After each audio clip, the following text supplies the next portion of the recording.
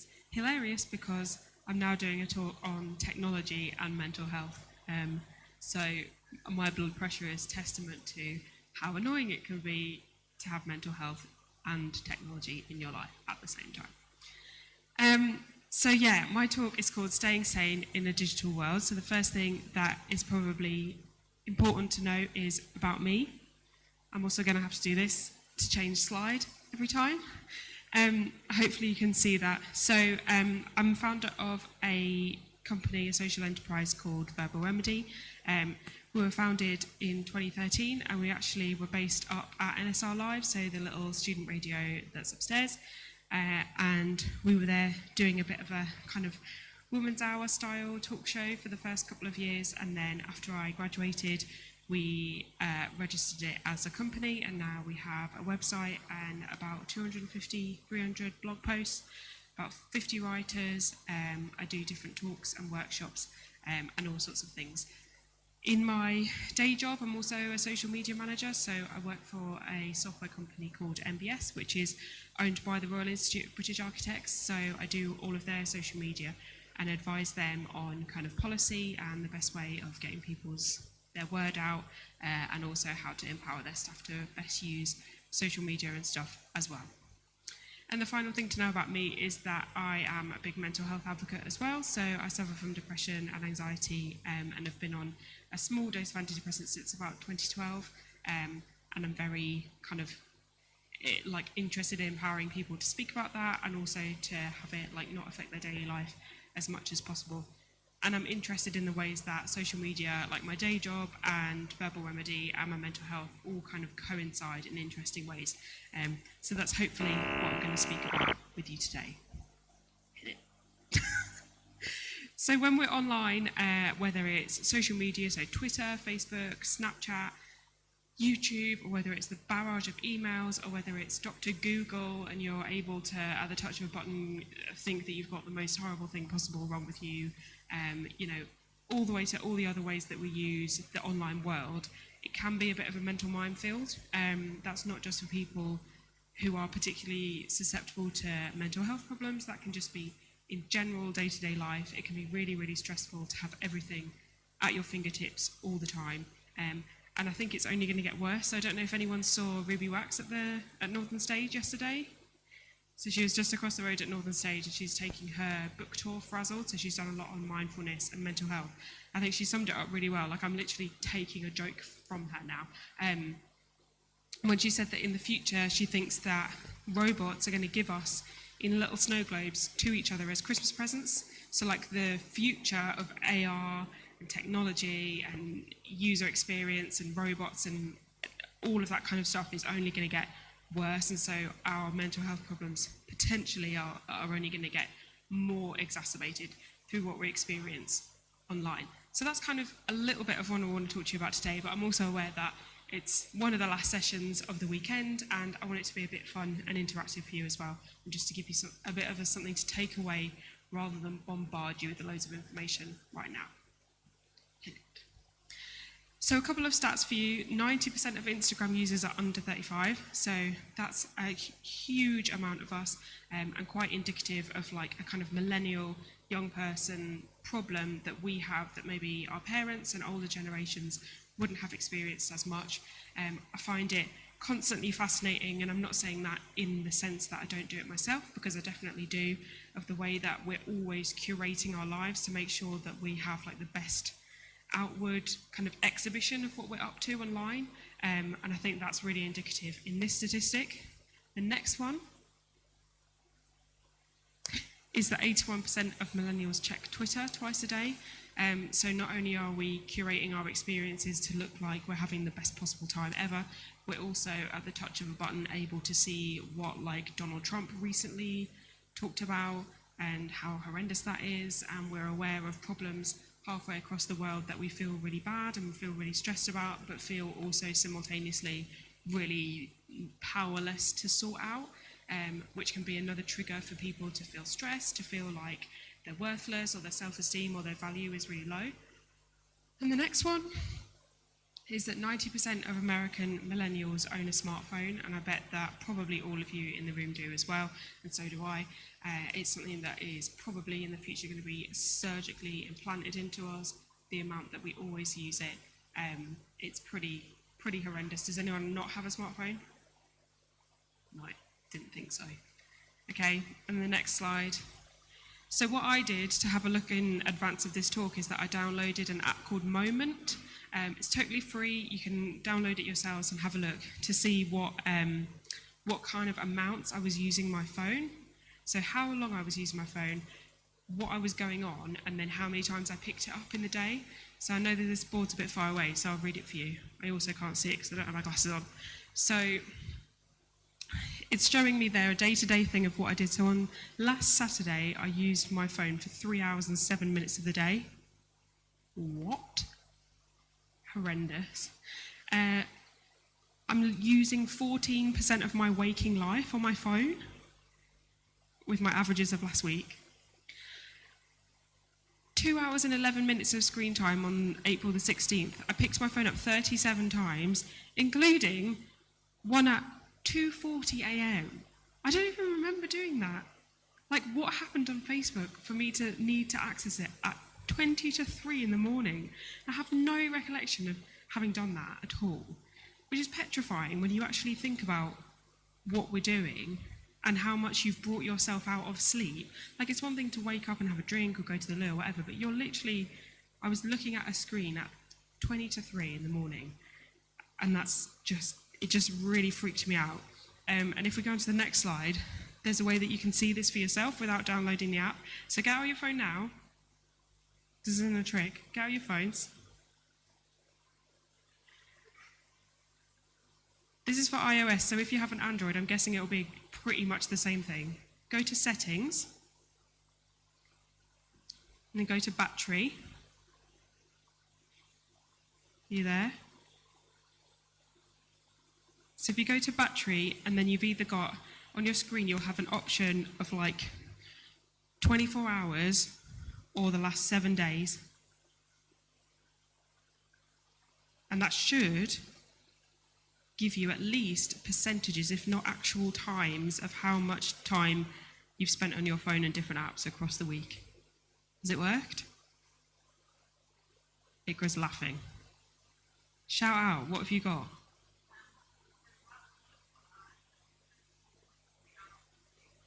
.3 hours on Facebook in the last 24 hours. Ikra, there's only 24 hours in the day. What other things have people got? Tell me. 43 minutes on Twitter. What else? If you look on the last 7 days, I've spent 29% of my time on Facebook. 4.1 hours. What? Come on, say it. What? How much time have you spent on Pornhub, Ikra, in the last 7 days? 5.8 hours on Pokemon Go, folks. Can anyone top that? It is a bit, I'm embarrassed for you. Fair enough. YouTube, how many hours? Okay. That's pretty awful. 4.1 hours screen time on Facebook I've got on here. 1.9 hours on Messenger. Horrendous. Anyway, I hope that's been a wake-up call for all of you. But if you want to see like a more detailed breakdown, then you can go on the Moment app, just Moment, M-O-M-E-N-T, and it'll track everything for you. And you can be just as horrified as I was. So if you go on the next slide, it's interesting because it's not just a thing that we're doing. So this isn't a kind of habit that we've picked up as humans just completely off our own backs. This is something that phone manufacturers and app developers and things are working to make you do. So if anything, you're also a product of the system. And I'm hoping this is going to have sound, but I'm hoping to play this little video from the BBC. Fingers crossed. Oh, right. Oh.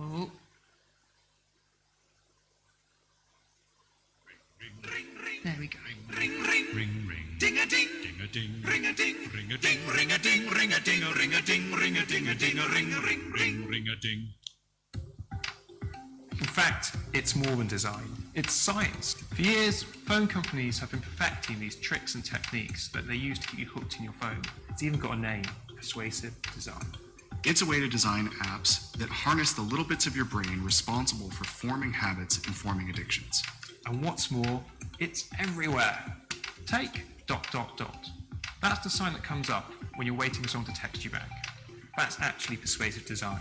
It's a way of keeping you there, waiting for a reward. In this case, someone texting you back. Neurologically, what's actually going on is twofold. It creates a small amount of stress response because you're waiting for this thing to happen yet and you have no idea which direction it's going to go. But at the same time, it also stimulates dopamine release for building anticipation, which is going to get you coming back and using the chat interface more. Basically, this all comes down to FOMO, fear of missing out. If you give people the sense that an opportunity is coming, but they might get a reward, they'll stay. A lot of people call this the slot machine effect. Twitter's a great example of this. You keep scrolling, waiting for something to come. It never ends. But then, what about refreshing? You've got this pull to refresh, but actually you don't need to do that. The app auto-refreshes. What you're actually doing is doing a habit-forming gesture that keeps you staying there, keeps you coming back, keeps you hoping for a reward. And Facebook, it's the daddy of persuasive design. It's got everything. But also, it's playing on a very human need for love. Every like, that's a reward for you. And who doesn't want to be liked? God, I wish someone liked me. And what makes this really effective is it's all subconscious. You don't realize it's happening. For instance, why are so many notifications on your phone red? Through the combination of how our brain evolved in wiring and then culturally how we become adapted to seeing the color red and what it's supposed to mean. Pay attention, stop, be careful. There's a little bit of cortisol, the stress hormone, can get released when you hear the notification, when you see the badge, and it creates the emotional need to go resolve it, to get the red away. But beyond visual tricks, designers, they're playing on our human psyche. If you look at Farmville and other games where you grow stuff, they're really addictive, and there's a reason for that. You're assigning value to it. We can even assign psychological terms to it. The one that they use is loss aversion and sunk cost fallacy, which is where our brains get tricked into saying, hey, I've played it for so long, the farm looks so healthy, I have to keep going now, I don't want this to all have been a waste, but it's just a game. Shut up, I'm watering my barley. The craziest thing, we're just at the start of this. AI and algorithms, they're the future. If they want to, social media companies will be able to tell when we need a hit. The big social media companies, they all deny they're doing this, but there isn't really any regulation, so we've got to take their word for it. Ramsey's company, Dopamine Labs, they've already got an algorithm. In fact, they claim that by sending carefully timed push notifications, they can get patients walking 60% more after surgery. And the thing to remember is, these apps seem free, but they're not.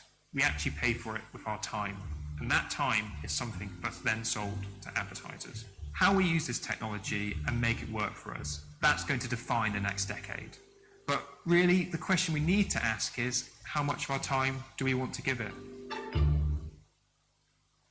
So I thought that was a really interesting summary from BBC News about exactly what we're doing to our minds, to our kind of self-esteem, and to all the kind of things that make up our personality when we access our apps. And there's nothing to be embarrassed about, there's nothing to be ashamed about, because as you've just seen, developers, coders, they're all making sure that it's as easy and as kind of rewarding as possible for us to go on our phones.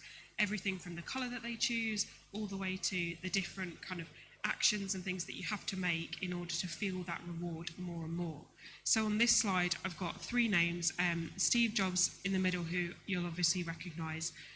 Steve famously limited screen time for his kids, so you'd think that somebody who has created or enabled so much technology would be really for it, but he famously limited what it was that his children could see. Justin Rosenstein at the top, he was the guy that changed our like button to like, love, angry, sad, all of those things. He doesn't regret it, but he says that he's now banned himself from Reddit and Snapchat, and he's also hired his own personal PA to essentially stop him from going on that sort of stuff during the day, and has kind of hacked his own computer so that he can't go on certain things. And Lauren Brichter at the bottom, who was the founder of the Pull to Refresh, which was then adopted, as we've seen, on Twitter, but then also all sorts of different places where you think that when you pull down, the app's refreshing, but it doesn't. It does that by itself. So what it's kind of teaching you in your habits and your mechanisms to keep on the app, keep waiting for more things. And for everybody, that's a problem. But for us who suffer from mental illness, who might have a low self-esteem already, who might have anxiety, who might wonder what's going on, that can be super detrimental.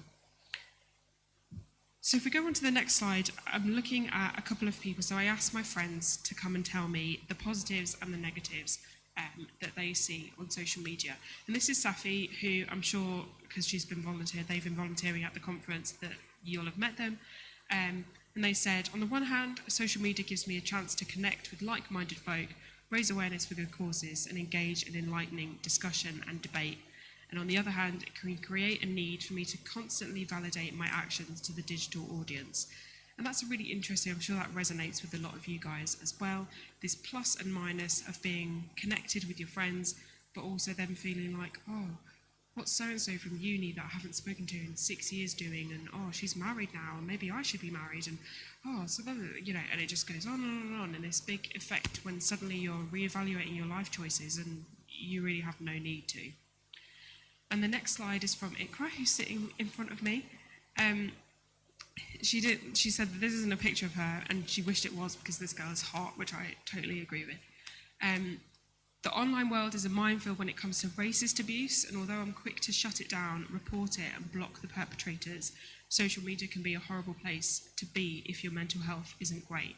And I was wondering if you wanted to expand on that a little bit, if I bring the microphone down to you. Just because I'd rather you talk about it than me. Yeah, I think it's really awkward because places like Twitter are fantastic if you want to remain anonymous in any capacity, and so it's great for people who want to explore issues and have debates and not attach their name to it, but it's also great for people who want to troll other people and send you lots of racist abuse. And so every time that there's something that happens with a terrorist attack or anything like that, I think people just find visibly Muslim people on Twitter to troll. And so I always get a lot of that, especially if you write something about Muslim women. So recently I wrote a piece for one of my friends' websites on 23 women who wear hijabs that you should be following right now. So it was people like the Olympian Ibtihaj Muhammad and this amazing activist called Yasmin Abdel-Magied, and a journalist called Noor who was in Playboy but wearing a hijab and fully clothed, and it was really cool. So there were all these amazing women, and then I just got a response that just said cockroach, and I was like, who's the cockroach? I don't understand. Is it me? Is it one of these women? Don't at me, fam. So I just blocked him and reported it, and then just laughed about it. But I think it's fine if you can laugh these things off and just block and report and delete and all the rest of it. But I think a lot of people have it worse. So the more visible you are, the more you get. So I think Diane Abbott, who's the first black female MP, gets 17% of all Twitter abuse directed at female MPs. And it's all racialized, and it's people using racial slurs at her and stuff like that. So I think it can be very detrimental generally if you're openly out there, but there's definitely a racial element to it as well. And I'm going to give you this microphone back. One question. Have you ever considered either avoiding or not being a part of Twitter, especially probably Facebook and other social media because of that, for the sake of your mental health? I tend to avoid it after a terrorist attack and stuff like that. Sometimes I'll talk about it and I'll be it's not fair to paint all people with the same brush. But only if I'm feeling up to it. Otherwise I just I do avoid it around those times. But apart from that, I'm stubbornly I will stay in this social space because I think if you leave it, that kind of lets those people win. Thank you for that. And I think that's an important thing that you've raised there about kind of activists and minorities and women and certain other communities that feel like they have to almost forsake their mental health in order to be part of that space and to have their voices heard, which could be a different talk altogether. But I think activism and mental health is another massive thing that should be talked about, and technology and social media really feeds into that. But thank you for that. That wasn't just me trying to get out of speaking. Just wanted you to have a moment. Okay, so if you go to the next slide. And it's not just about social media, obviously, because I'm a social media manager, and social media is very indicative of like our age and our community. That's something that we talk about a lot. But emails as well are awful, and lots of studies have shown how unproductive they make you, and you actually feel like you're doing really good stuff because you've replied with 40 emails, and then you realise that you've not actually done anything that any of the emails have asked you to do. And you've just spent, I wouldn't want to know how much time, like if my desktop at work could show me exactly what my phone has showed me about how much time I spend on emails, I think I'd be even more shocked. And I think a lot of people would agree, even uni emails and things, if you're part of societies or you're still, not even just if you're in an office, but particularly if you're in an office environment, it's just awful, and it really does affect your mental health. So on to the next slide. We've seen the bad sides of things. So when we're on our phones and our emails, we become more isolated, we're less social, potentially less likely to go outside, to see friends in the flesh. The content, arguments, abuse, fake news, even if it's not directed at us, it can make us feel dejected, it can make us feel miserable. Like I said before, you can see something that's happened 5,000 miles away and feel absolutely awful and powerless and hopeless about it. And I'm definitely not of the camp that we should be, totally uninformed and just switch the TVs off, switch everything off at the plug and not hear what's going on. But this constant feed where we can't even choose to receive that information, we just have it pinged at us at every waking moment, is really, really detrimental. But there's also plus sides, of course. So on the next slide, you can see that, on the next slide, connection is really important. So being able to speak honestly with people, often doing something face-to-face can be really hard, can be really awkward, or you think it's going to be so, whereas actually, especially in cases of mental health, saying to someone on social media, hey, I'm having a really difficult time, speaking to your boss about something via email might be a lot easier to kind of diffuse the situation. There's definitely plus points to that. But also content, so at the click of a button you can have a huge range of mental health resources available to you, whether that's your friends giving you advice, or whether that's charities, NHS, all that sorts of things, giving you access to loads of mental health resource, which is really important. And on the next slide, wanted to just give you a bit of a heads up about things like podcasts. So I know that ICRA as well has got a brilliant podcast called Brown Girls Do It. We have a Verbal Remedy podcast as well. And there's also mental health specific podcasts, which, podcasts of their very nature is something that you won't hear on radio, you won't get anywhere else other than this online world. And there's a huge amount of people there talking about mental health. I just wanted to play the first 5 minutes of this podcast called Mentally Yours. It's done by Metro, which you'd think, huge newspaper, almost tabloid-esque, could be quite, controversial in its tackling of mental health. But these two girls do a really, really good job. And just this first 5 minutes are talking to a lady called Emma Gannon about online and mental health. And I think it's really good. So if we just listen to the first couple of minutes of that.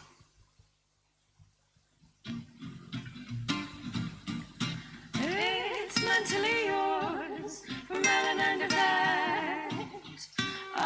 Focus on your mental health, you surely won't regret. It's mentally yours.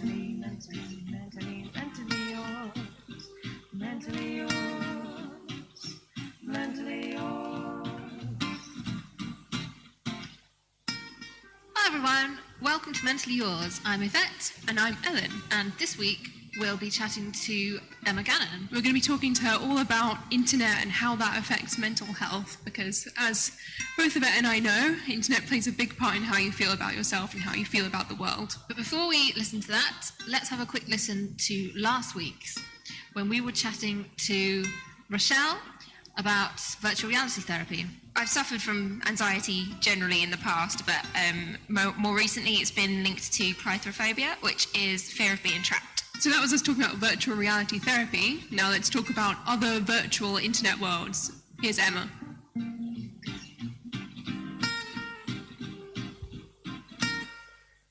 the world that you curate for yourself online is just as important as the world that you create around you in real life. And, you know, I wouldn't go into a noisy pub with people shouting and swearing and like waving knives around. Like, I would protect myself from that abuse. So why would I not protect myself against horrible things online? So I think we have to stop feeling guilty when we unfollow something, or we have to stop feeling guilty when we mute or hide, or even if it's someone that you like in real life, it's okay to just tune out of some of their stuff if it makes you feel uneasy. And I think I always kind of liken it to every time you open your laptop or every time you go on your phone, it's like you're strapping yourself in for a bit of a roller coaster. You don't know what you're going to see. I think you need to be aware of your triggers. And actually triggers could be something like, I don't know, you see someone on holiday with their boyfriend, you might have just been dumped. I don't know what that trigger might be for each person, but you have to make sure that you put yourself first and try not to ruin your day too early on in the day by seeing something you shouldn't really be seeing. How do you resist the urge to check things, though? Well, I feel like I am quite proud of the way that I've constructed all of my social feeds. I do take pride in, like, I have a Facebook cull pretty much every month just to see who's hanging on in there that I don't need on there. I don't follow many people on Instagram. Like, every single person I follow is someone who I want to see what they're doing. My notifications are quite like watertight in the respect that I do have weirdos that do. I know that they are trying to tweet me, but they've been muted for a long time. It's like modern day witchcraft. I'm like, if I don't see it, you don't exist. So you have disappeared into like a cauldron. I think it's something that you need to really make sure you're on top of, actually. But of course, I love a debate. I've just started a podcast which is ranty, and we really love it when people write in and disagree with us. So I'm not saying just live in a lovely bubble of amazingly liberal, lovely people. I'm just saying you're in control of turning it on and off. And pick your battles, maybe, I guess. Because you could maybe have an interesting, informed argument with someone who's, doesn't agree with you. But there's a difference between that, like you say, and just someone who's hurling abuse at you. Yeah, and also it depends on like your state of mind, because there might be one week where I'm like flexing bicep emoji, like gonna take on the world, literally don't care and will have a debate with anyone. And then there'll be some weeks where I'm just like, do you know what? I can't do it this week. And I'm just turning the volume down on everything. I think it's giving yourself permission to actually hit that mute button and unfollow people. Because I think there's so much pressure to be like, well, I have to follow this person because they follow me, or like, I have to stay informed about all the goings on. So I think it's quite difficult to kind of shout back and say, no, I'm going to stop it here. I'm in control of it. What kind of advice would you have to kind of give people the confidence to do that? Well, I think the mute button is a gift from God, because no one needs to know that you're tuning them out. Same with Facebook, like you can hide things. You don't need to unfriend, because that can cause rifts and that can be really awkward, especially when you sort of see a lot of people at social things. But yeah, I would just say, to be really honest as well, I've got a few friends who basically kind of did the bit of a heads up, actually saying, I'm going to unfollow like pretty much everyone. I need some headspace. I'm really overwhelmed. I'm taking a break. And then when you know that, you're like, you know, I would never, ever have a problem with that. I think it's just, we need a bit more honesty maybe when we are not coping very well. What do you think the different social media platforms themselves can do to help people in general? I could totally listen to that for the next 25 minutes, but I'd definitely run over my talk. So that's a brilliant podcast to listen to. I'm just giving you a little flavour of it there. And there are hundreds and hundreds more. And obviously, as I've said, the online world is great for blogs, for podcasts, for YouTube, for vloggers and different people that are there creating content for you all about mental health. And that's on top of all the resources and things you can get from places like Mind, from NHS Direct, from select charities, all about, you know, every conceivable mental illness and mental health problem. And there's the fun side of the internet too. You've got to remember that for every horrible tweet, there's also a picture of a cat riding a unicorn teddy bear. There's like fun memes.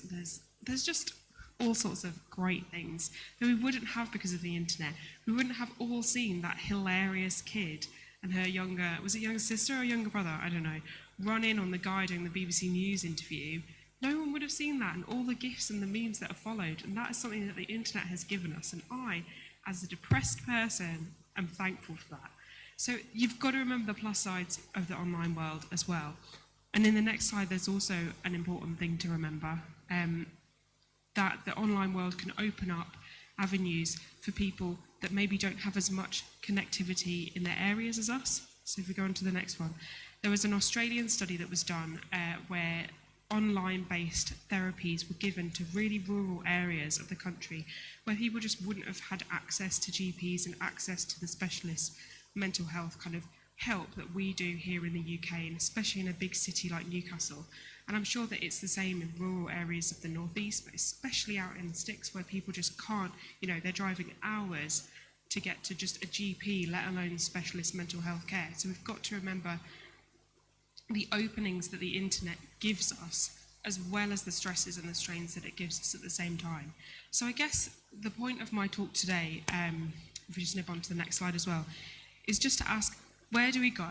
Where do we go from this world where we now realise, and hopefully you have had your eyes opened a tiny bit today, just about how much we do use our phones, how much we are on the internet, how readily we Google our itchy arm and then think that we have a tumour that's potentially going to kill us within the next 36 hours, and is the walk-in centre open? Because if I don't go to A&E now, who knows what might happen, or is that just me? I don't know, maybe that's just me. With all of that open to us, and now hopefully we've thought a little bit more about the potential consequences of us being on there as well. Where do we go? And instead of having questions at the end, I thought we'd maybe just stop here and just see if anyone does have any suggestions or anything that they have thought about in the last kind of 25 minutes about what we could do to try and mitigate this plus and minus points that we have because of technology and mental health. And then want to start the bidding? Go on, Errol.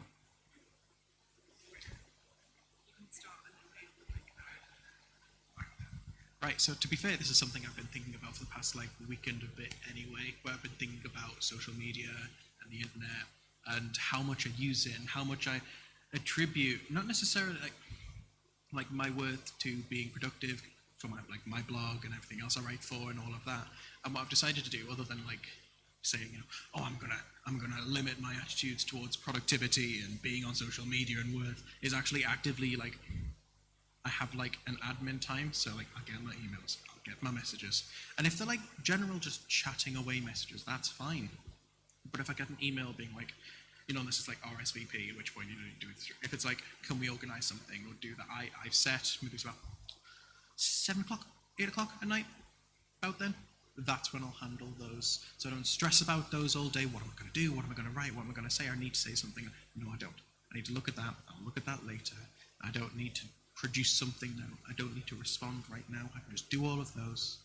And I don't need to worry about any responses until 7 o'clock or 8 o'clock tomorrow. Very good idea. Anyone else have any suggestions? I think a good, putting a section of time is a really important thing. And I think it's important not to beat yourself up as well, because we all do it, we all have these things and we're all going to slip up, but at least if you've got those rules, not necessarily hard and fast, but just those things in place, it might make you feel a little bit better and just have that time carved out. Occasionally you're going to get an email at 4:30 that you're going to want to reply to. Hopefully it's 4:30 PM and not AM, but all the same, it does happen. So on my next slide, I have a call to arms, essentially. Well, I'm going to stack it. There we go. I have a call to arms for you guys. There's 3 things that I'd really like you to do. Obviously, this has all been leading up to a big ploy that Verbal Remedy is online. We survive online, we are online, and talking about mental health, particularly how it intersects with technology and the new things that are going on, is a really important thing for us. So we want you to get involved. If you want to write for us, if you want to like us on social media, see what we're about, read our posts and comment and just do different things, then we'd really, really like you to get involved. We have some different posters and things around somewhere today, and it would be really great if you could just get involved with us and join in the conversation, join in and think about what it is that we can do in the future, because this problem is only going to get bigger.